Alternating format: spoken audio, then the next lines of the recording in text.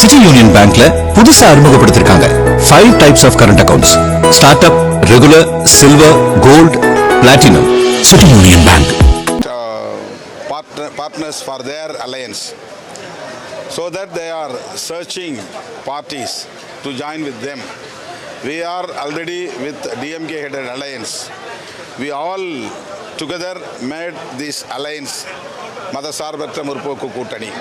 So we have the responsibility to strengthen this alliance, and we will win in this election. So there is no question at all to go away from this alliance. Sir, what's your view on the coalition government, sir? Because the BJP had said that it will be a coalition government, but the ADMK has been saying that the government will be formed under their party. This is controversy in between BJP and ADMK. Amit Shah used to say that we will form coalition government in Tamil Nadu. But Edappadi Palaniswamy says that there is no such a decision taken by us. We are going to form a government solo based. ADMK will win enough seats to form the government. He said like this. So there is a controversy between the statement of Edappadi Palaniswamy and Amit Shah. That's what I am saying. There is no alliance still now happened among BJP and ADMK. What is BCK's stand over coalition government? Yeah, this is not the right time to claim coalition government.